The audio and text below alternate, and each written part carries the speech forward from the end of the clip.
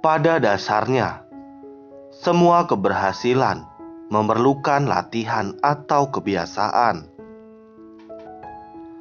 Tidak ada orang yang berhasil begitu saja tanpa melalui proses latihan secara bertahap.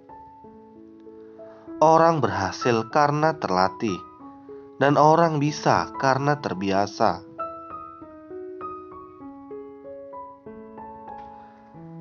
Begitu juga dalam agama Buddha.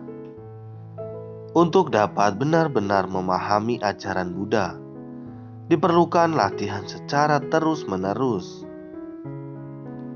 Memahami Dhamma tidak bisa dicapai secara instan.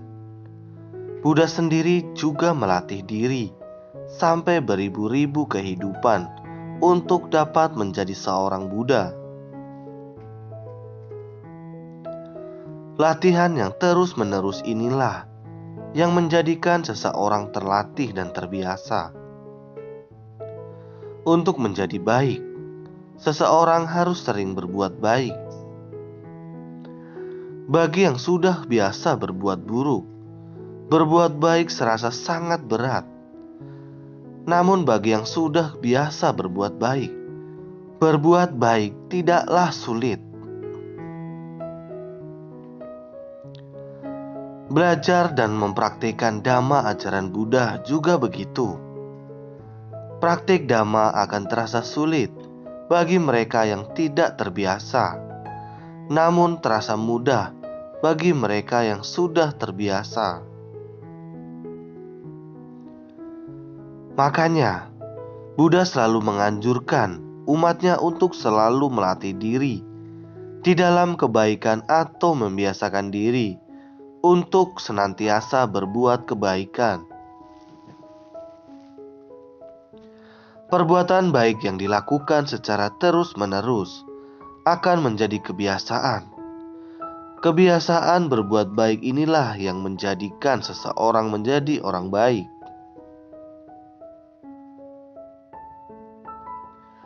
Pada intinya, baik dan buruknya seseorang dapat dilihat dari kebiasaannya.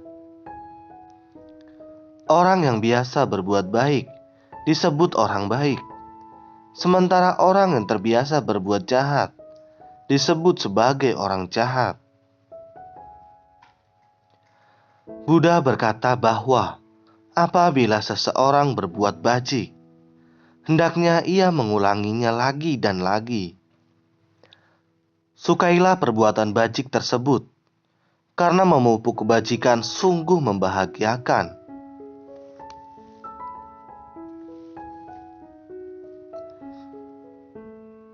Kata punah-punang atau lagi dan lagi adalah syarat untuk menjadikan seseorang terbiasa di dalam berbuat kebajikan.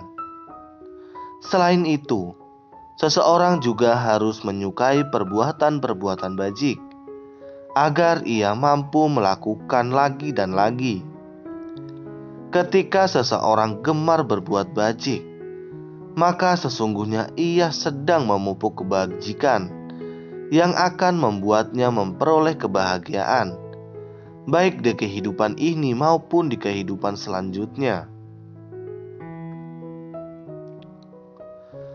Berbuat baik akan terasa menyenangkan bagi mereka yang sudah terbiasa berbuat baik. Ketika seseorang sudah merasakan manfaat dari berbuat baik, ia menjadi bahagia dan selalu ingin melakukan kebaikan-kebaikan itu.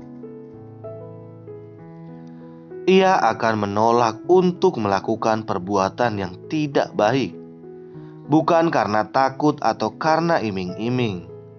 Orang yang sudah terbiasa berbuat baik akan melakukan perbuatan-perbuatan baik dan menghindari perbuatan-perbuatan buruk atas dorongan kehendak masing-masing.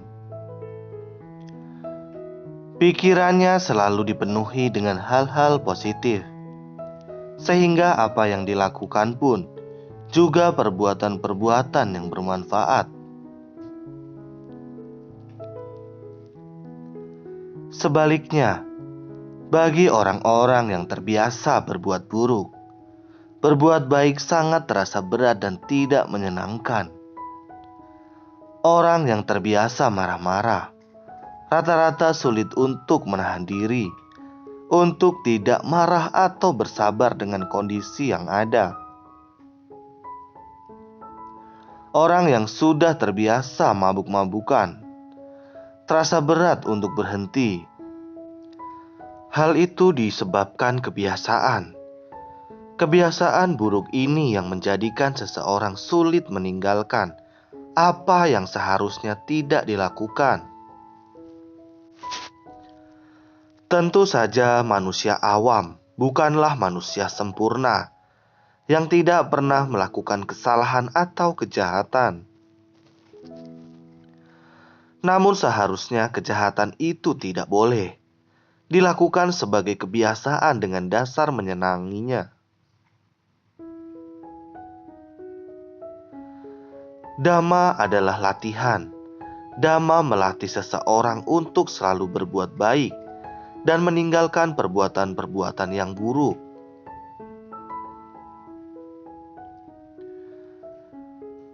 Memang itu tidak bisa merubah secara instan, tapi kalau dilakukan secara terus-menerus, merubah kebiasaan buruk menjadi baik bukanlah hal yang tidak mungkin. Seseorang yang sudah terbiasa berbuat jahat masih bisa diarahkan untuk meninggalkan kejahatan secara perlahan. Selagi masih ada kemauan dan usaha, itu bukanlah hal yang mustahil.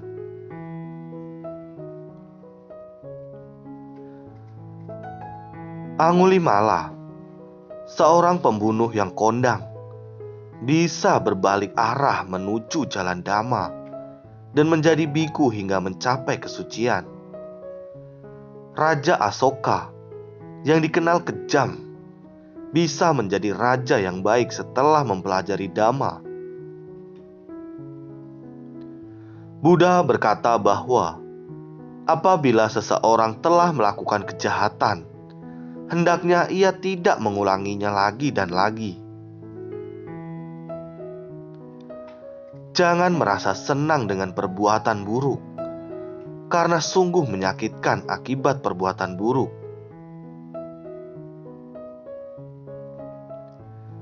Sang Buddha sangat menganjurkan kepada kita semua begitu pentingnya melakukan perbuatan baik dalam bentuk apapun. Karena sesungguhnya, perbuatan baik adalah sumber dari segala kebahagiaan.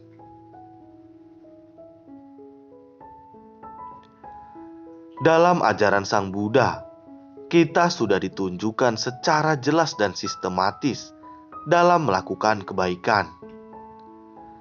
Banyak macam cara yang diajarkan Sang Buddha untuk melakukan perbuatan baik yang dilaksanakan dalam kehidupan sehari-hari.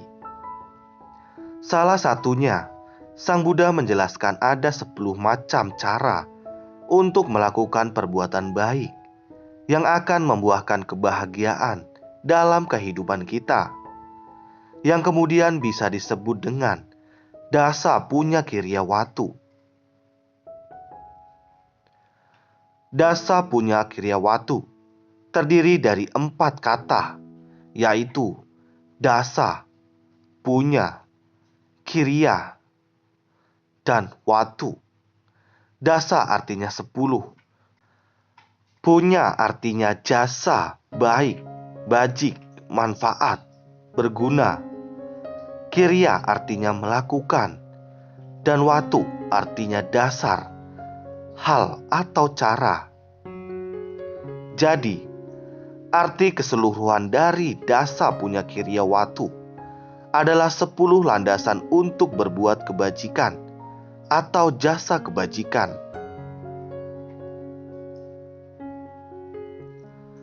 10 landasan untuk berbuat bajik adalah sebagai berikut.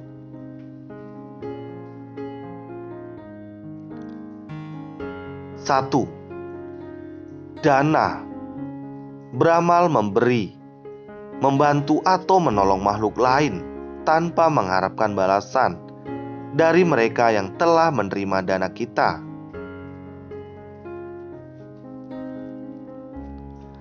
Sang Buddha mengatakan bahwa orang yang telah berbuat baik akan mengalami kelahiran kembali di alam bahagia.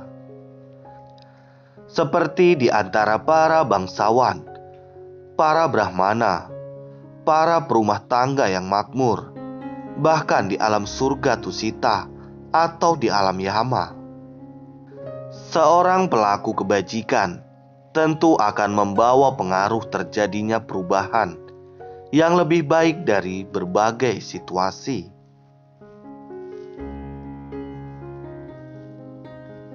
Dua, sila, moralitas adalah pengendalian ucapan dan tingkah laku. Kemoralan yang paling dasar adalah dengan menghindari pembunuhan makhluk hidup, pencurian, selingkuh, berbohong, dan mabuk-mabukan. Sang Buddha menyebutkan ada 5 manfaat yang diperoleh bagi siapa saja yang melaksanakan sila, yaitu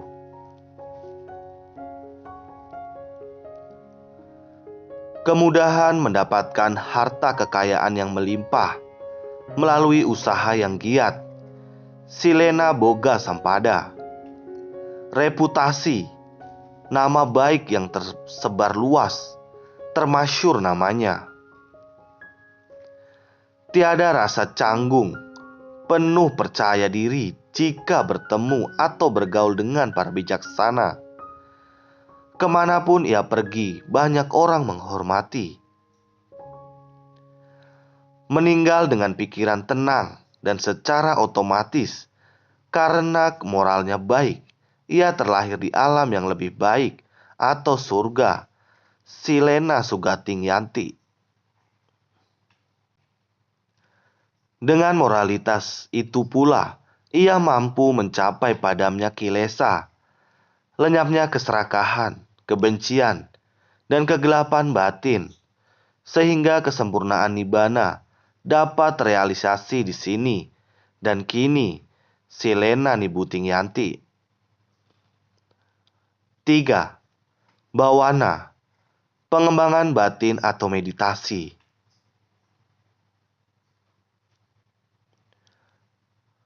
4. Apacayana, menghormati mereka yang lebih tinggi dari kita, dari segi usia, moralitas, integritas, kebijaksanaan, dan lain-lain. 5. Wea waca, melayani, menolong, membantu, melakukan perbuatan baik yang bermanfaat bagi orang lain. 6. Pati dana, membagi jasa baik atau kebajikan dengan makhluk lain, khususnya kepada makhluk-makhluk di alam menderita yang memiliki hubungan karma dengan kita. 7. Patanumodana, bergembira atas kebajikan yang telah dilakukan orang lain. 8. Dhamma sawana, mendengarkan dhamma. Mendengarkan dhamma adalah perbuatan baik. Karena itu pada saat mendengarkan dhamma desana, hendaknya dilakukan dengan benar dan sungguh-sungguh, agar mendapatkan manfaatnya.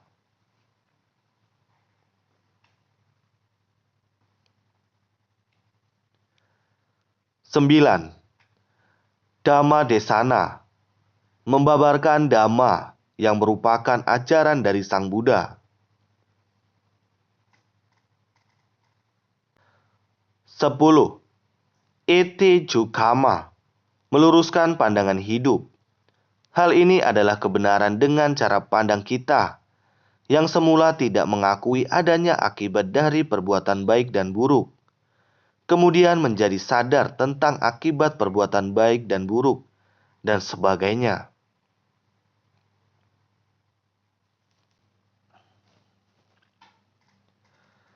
Inilah 10 macam atau cara baik yang apabila dipraktikkan dalam kehidupan akan membawa banyak manfaat. Sungguh amat luar biasa manfaatnya kalau kita mempraktikkan semua perbuatan baik tersebut. Hendaknya mulai sekarang, marilah kita memunculkan semangat hidup yang baru.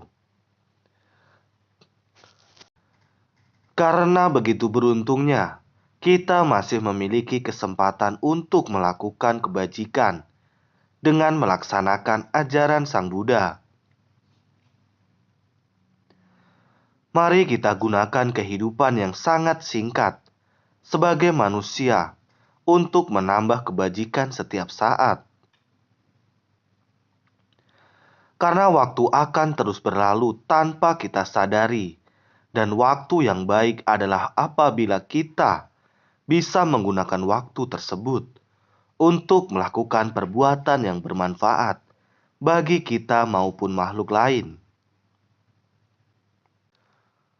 Semoga kita maju di dalam Dhamma dan terus bersemangat mempraktikkan Dhamma.